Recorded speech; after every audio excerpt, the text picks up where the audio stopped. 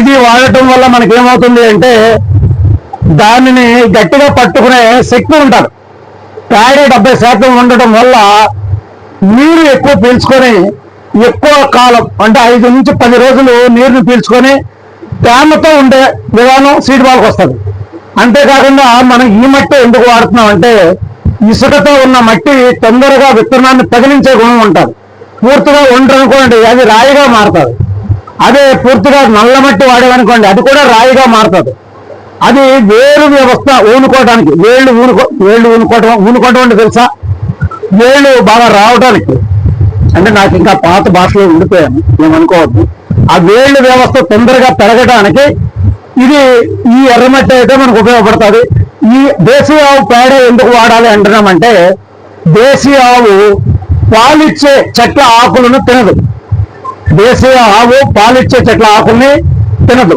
పాలిచ్చే ఆకులు ఏవైతే ఉన్నాయో మన 7 ఆకుల పాలు ఉంది అది పాలు వస్తుంది, చిల్లేడు ఉంది పాలు వస్తుంది. ఇలా పాలొచ్చే చెట్ల ఆకులు తినకనప్పుడు ఏమవుతుందంటే ఆ పేడలో మనకి అవసరం లేని గమ్ రాదు. ఆ గమ్ లేనప్పుడు విత్తనం బంతి తేలికగా ఉంటుంది, గట్టిపడిపోతుంది, రాయి అయిపోదు. ఆ రాయి అవ్వకుండా ఉన్న సీడ్ బాల్ నుంచి ఈజీగా మొక్క రావడానికి ఆ పెనిట్రేషన్ ఈజీగా ఉంటుంది. ఈ రెండు కొంచెం కలిపేస్తావా? దాంట్లో సగం అయ్యింది కాకపోతే ఇది సగం అందుకు మొత్తం అది కలిపేది కొంచెం.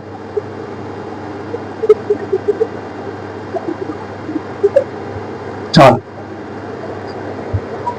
ఏదైతే ఈ పేడ మట్టి కనిపిస్తుంది, ఈ పేడ మట్టి ఉందో ఇది ఎలా ఉండాలి అంటే మీరందరికీ చపాతీ పిండి ఐడియా ఉంది కదా. చపాతీ పిండి ముద్ద ఎలా కలుపుతామో ఈ ముద్ద అలా ఉండాలి. అంతకన్నా లూజ్గా ఉండి అట్టేసుకునేటట్టు ఉండకూడదు, అంతకన్నా గట్టి పడిపోయి చపాతీ తయారవ్వకుండా ఉండేలా కూడా ఉండకూడదు. మనకి జొన్నపిండి రొట్టెలకు తయారవ్వకూడదు, జొన్నపిండి తయారు చేసినట్టుగా ఇది ఉండకూడదు. ఇది ఓన్లీ గోధుమ పిండితో చపాతీ చేయడానికి మనం ఎలా ముద్ద తయారు చేస్తామో ఆ మాదిరిగా ఉండాలి. ఆ మాదిరిగా ఉన్న ముద్దలో వచ్చి విత్తనాన్ని బట్టి మనం తయారు చేసుకోవాలి. యాక్చువల్గా మన దగ్గర ఇక్కడ మర్రి రాగి సీడ్ ఏం లేదు కదా సార్, ఏం లేదు కదా. సరే మీరు ఏం చేస్తారంటే చింత గింజల్లో కొంచెం బాగా చిన్నగా ఉన్న గింజలు ఓ 10 తీస్తే, చాలా చిన్నగా ఉన్న గింజలు ఇది గడ్డి తీసుకుందాం అంతా కలిపి ముద్ద చేసి నాకు ఒక పేపర్ లాంటిది ఏదైనా ఇస్తారా ఈ పైన వేసుకోవడం?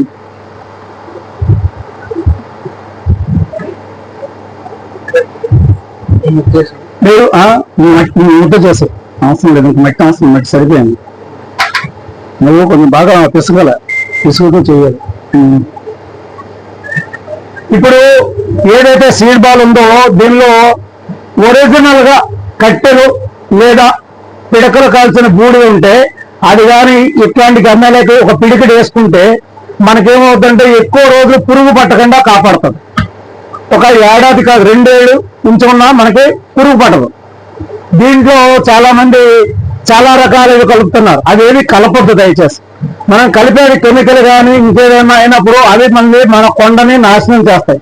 మన కొండ అన్నది మనకి అంటే మన కొండల ఆరోగ్యమే మన ఆరోగ్యం, మన భవిష్యత్తు తరాల ఆరోగ్యం. కాబట్టి కొండని ఆరోగ్యంగా ఉంచాలి మనం. సరిపోయింది మొదలు చేసి కొండని ఆరోగ్యంగా ఉంచాలి. కొండని ఆరోగ్యంగా ఉంచాలంటే మనమంతా కూడా మనము ఎట్లాంటి ఆవు పేడ వాడుతున్నామో, ఎట్లాంటి ఆవు పేడ వాడుతున్నామో, ఎట్లాంటి మట్టి వాడుతున్నామో. మట్టి కూడా మీరు ఏం చేస్తారంటే పొలం పైన దొరికిన మట్టి తేవద్దు. పొలం గట్టు మీద అది పైన పొలంలో పైన దొరికి కలుపు మొక్కలతో ఉన్న కలుపు మొక్కల విత్తనాలతో ఉన్న మట్టి తీసుకురావద్దు. మీరు ఏం చేస్తారంటే ఫస్ట్ లేయర్ తీసేసి సెకండ్ లేయర్ తీసుకొని ఆ సెకండ్ లేయర్ తో తయారు చేయాలి.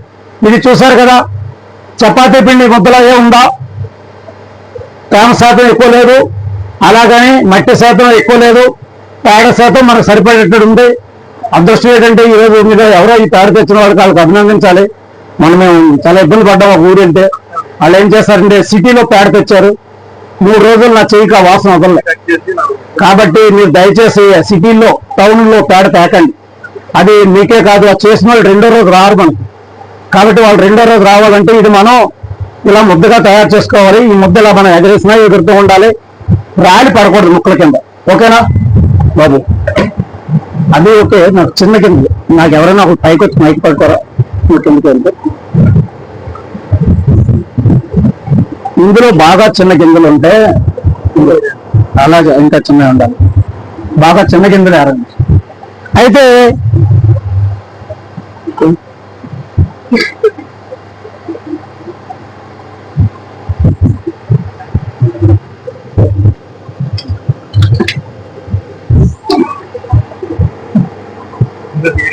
ఇప్పుడు ఇవి దేవకాంచన విత్తనాలు, దేవకాంచనే కదా, దేవకాంచన విత్తనాలు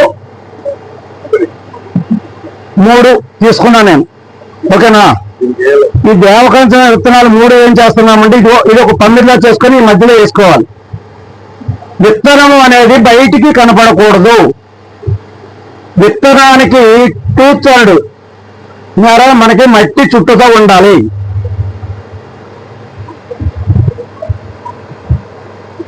విత్తనానికి చుట్టూతో 2/3 ఉండాలి. ఇలాగా విత్తనం మొత్తం కప్పబడి ఉండాలి.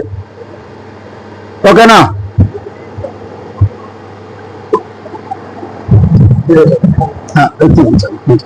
చిన్నయ్య, చాలా చిన్నవి ఉంచండి. ఇలాగా 3 చింతగింజలు తీసుకున్నాం.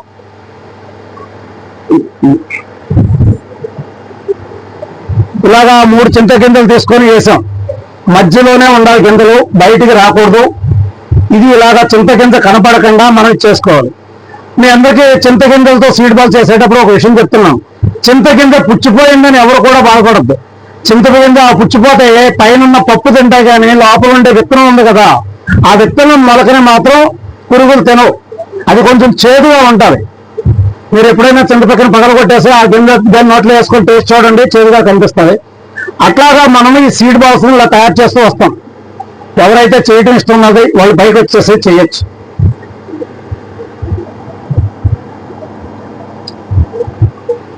ఎవరైనా ఒకరిద్దరు పైకి వచ్చేసి చేయాలి.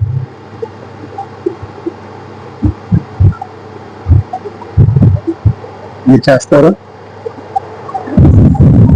అలాగా అందరూ వరుసగా ముందుకు వచ్చేయండి. మహిళలందరూ వరుసగా యూనిఫామ్ తో ఉన్న వాళ్ళంతా ముందుకు వచ్చేయండి.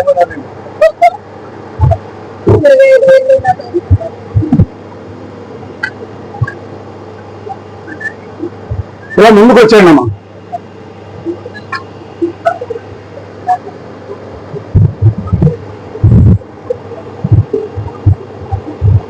మీరు ఎంత ఫాస్ట్ గా చేసేస్తే కాదు, నాకు ఫోటో కావాలి, అంత కావాలి. అలాగే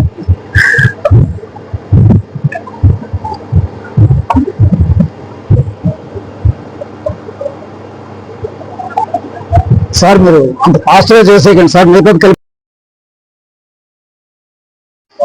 సెక్రటరీ గారు, అలాగే sub divisional forest officer Eluru మరియు ఫారెస్ట్ సిబ్బంది వాళ్ళందరికీ నమస్కారం తెలియ. ముఖ్యంగా డిఎఫ్ఓ గారు చెప్పినటువంటి విషయాలు అన్ని కూడా స్టేట్ గవర్నమెంట్ ఎంత ప్రాముఖ్యత ఇస్తున్నటువంటి మీ అందరికీ తెలుసు. ఈ సీడ్ బాల్ ప్రిపరేషన్ అనేటువంటిది కొత్త పదం ఏం కాదు, మీ అందరికీ తెలిసినటువంటి విషయాలు. అయినప్పటికీ కూడా కొన్ని విషయాలు ముఖ్య అతిథిగా చేసిన శ్రీ జీవి రత్నం, గ్రీన్ క్లైమేట్ టీమ్ సెక్రటరీ గారికి మరియు స్వచ్ఛ భారత్ డిఎఫ్ఓ గారికి, ఈ కార్యక్రమానికి ఇచ్చేసిన సిబ్బందికి అందరికీ నా నమస్కారాలు. ఈరోజు మనము రాష్ట్ర ప్రభుత్వం చేపట్టిన కార్యక్రమంలో భాగంగా seed ball preparation work shop ఇక్కడ మనము నిర్వహించుకుంటున్నాము. ఇక మనకి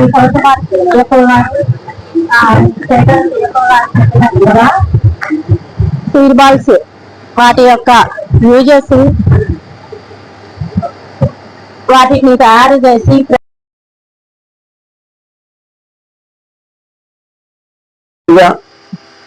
ఈరోజు ఈ ప్రోగ్రామ్ ఏదైతే ఉందో ఈ సీడ్ బాల్ డెమాన్స్ట్రేషన్ మీద వర్క్షాప్. అంటే జనరల్ గా సీడ్ బాల్ డెమాన్స్ట్రేషన్ మీద కూడా అంటే వర్క్షాప్ పెడుతున్నాము అంటేనే మీరు అర్థం చేసుకోవాల్సింది గవర్నమెంట్ లెవెల్లో కానీ, లేకపోతే మన హెడ్ ఆఫీస్ లెవెల్లో కానీ, లేదా డివిజన్ లెవెల్లో కానీ దీనికి ఎంత ఇంపార్టెన్స్ ఇస్తున్నాము. ఎందుకంటే సాధారణంగా డైలీ ఎన్నో వర్క్స్ చేస్తూ ఉంటాము, ఎన్నో పనులు మనం అటెండ్ అవుతూ ఉంటాం. అలాంటిది సీడ్ బాల్ మీద ఎక్స్క్లూజివ్లీ సెక్షన్ ఆఫీసర్ క్యాడర్ దాకా పిలిచి మనం ఒక ఫిజికల్ గా ఒక మీటింగ్ పెడుతున్నామంటే దాని ఇంపార్టెన్స్ ఏంటి, దాని సీరియస్నెస్ ఏంటి అన్నది అందరికీ తెలియాలి అన్న ఉద్దేశంతో ముందుగా మనకి మన గవర్నమెంట్ నుంచి, అలాగే మన హానరబుల్ డిప్యూటీ సీఎం గారు 2.5 కోట్లు సీడ్ బాల్ డిస్పర్సల్ చేయాలి త్రూఅవుట్ ద స్టేట్ అన్న అంబిషన్ తో మనకి టార్గెట్ ఇవ్వడం జరిగింది. సో అందులో భాగంగా ప్రతి జిల్లాకి, ప్రతి డివిజన్ కి ఎన్ని సీడ్ బాల్స్ తయారు చేయాలి అన్నది ఆ టార్గెట్ ఇవ్వడం జరిగింది. ఇప్పుడు ఇందులో ఇంచుమించు ప్రస్తుతానికి మన టెరిటోరీకి ఒక 6 లక్షల సీడ్ బాల్స్ టార్గెట్ ఇచ్చారు. అలాగే మన సోషల్ ఫారెస్ట్రీ డివిజన్ కి ఇచ్చారు, వైల్డ్ లైఫ్ డివిజన్ కూడా టార్గెట్ ఇవ్వడం జరిగింది. అలాగే ఈ రోజు మనం భీమవరం డివిజన్ వాళ్ళు కూడా ఇక్కడే అన్నట్టుగా మొత్తం 4 డివిజన్స్ కి మనం ఇక్కడ సీడ్ బాల్ ప్రిపరేషన్ మీద ఒక చిన్న డెమాన్స్ట్రేషన్ లేదా ఒక చిన్న వర్క్ షాప్ లాగా మనం ఈ రోజు ఇక్కడ ప్లాన్ చేసుకున్నాం. ముందుగా ఇది మనం ఈ వర్క్ షాప్ అనుకున్న వెంటనే లేదు ఖచ్చితంగా నేను వస్తాను సార్ అని చెప్పి మనకి సపోర్ట్ చేస్తూ ఈరోజు ఇక్కడికి వచ్చిన మన రత్నం గారికి నా హృదయపూర్వక ధన్యవాదాలు. ఎందుకంటే ఎంత మనం డిపార్ట్మెంట్ లో అందరూ మనం సీడ్ కలెక్షన్ ఎప్పటి నుంచో చేస్తున్నాము, సీడ్ బాల్ చేస్తూ ఉంటాము. కాకపోతే ఒక టెక్నికల్ గా దాని మీద వర్కౌట్ చేసిన వాళ్ళకి, మనం as a part of duty చేస్తున్న వాళ్ళకి ఎంతో కొంత ఎక్స్పర్టైజ్ అన్నది డిఫరెన్స్ ఉంటుంది ఖచ్చితంగా. ఈ రోజు అంటే ఓన్లీ మన డిపార్ట్మెంట్ లో మనం ఏదో మాట్లాడుకుంది కదా, సీడ్ బాల్ చేయకండి, మన శ్రమ వృధా అవుతుంది, లెక్క కనిపిస్తుంది రాదు. రెండోది ఏంటంటే బాబు మైక్ ఎక్కడ కొంచెం ఇలా వచ్చేసి ప్యాడ్ ఉంటుంది, రోజువుడ్ రాదు, రోజువుడ్ రాదు, టేకు రాదు, మీకు రోజువుడ్ రాదు, టేకు రాదు, తర్వాత కొంకుడికాయ వస్తుంది, కరక్కాయ రాదు, మళ్ళీ టానిక్కాయ వస్తుంది, మళ్ళా ఉసిరికాయ వస్తుంది. ఉసిరికాయ తెచ్చినప్పుడు ఉసిరికాయ ఒక్కటే పెట్టండి, ఉసిరికాయలు 3-4 పెట్టద్దు, ఉసిరికాయ ఒక్కటి పెడితే దాంట్లో 6 దాకా గింజలు ఉంటాయి. అలాగా కాయని బట్టి మనం సీడ్ బాల్ తయారు చేసుకోవాలి. అలాగే మీరంతా కూడా చేసేటప్పుడు సీడ్ బాల్ చేసేటప్పుడు కూడా కొన్ని టెస్ట్ చేయండి. మనకి చింత టెస్ట్ చేయాల్సిన అవసరం, మొక్కలు వస్తున్నాయి, బాగా వచ్చేస్తుంది, మధ్య వచ్చేస్తుంది, అది తురాయి వస్తుంది, ఇలా ఇవన్నీ వచ్చేస్తున్నాయి. మనకి రాని ఏంటి అన్నది కొత్త స్పీసెస్ ఏదైతే ఫారెస్ట్ చేస్తున్నారో ఫారెస్ట్ లో రాని సీడ్ మీరు చూడండి. ఎందుకంటే నేను లిస్ట్ పంపిస్తా, ఏదేదైతే మొక్కలు వస్తున్నాయన్నది నేను లిస్ట్ పంపిస్తాను. రానివి మీరు ఏవి దాని జోలి టచ్ చేయకండి, టచ్ చేస్తే మన శ్రమ వృధా అవుతుంది. రెండోది ఏంటంటే గాలి తగిలే చోట ఆరబెట్టండి. సీడ్ బాల్ చేసేది ఉదయం 6 నుంచి 1 గంట వరకు తయారు చేయండి. 1 గంట తర్వాత సీడ్ బాల్ తయారు చేయండి. 1 గంట నుంచి సాయంత్రం వరకు అది ఆరటం చూసుకోవాలి. ఎందుకంటే ఆ 4 గంటలు అది ఆరిపోతుంది. ఉదయం 6 నుంచి 1 గంట తయారు చేసినవి కూడా ఎప్పటికప్పుడు ఆరబెట్టేస్తూ ఉండాలి. అది ఎండలో ఆరబెట్టేస్తే మనకి లక్కీగా ఇక్కడ బాగుంది, దీని మీద చక్కెర కానీ టార్పిన్ కానీ వేసేస్తే అది తొందరగా ఆరిపోతాయి. ఆ తొందరగా ఆరిపోయిన దాన్ని ఏదైనా చేసేవాళ్ళు రావచ్చు.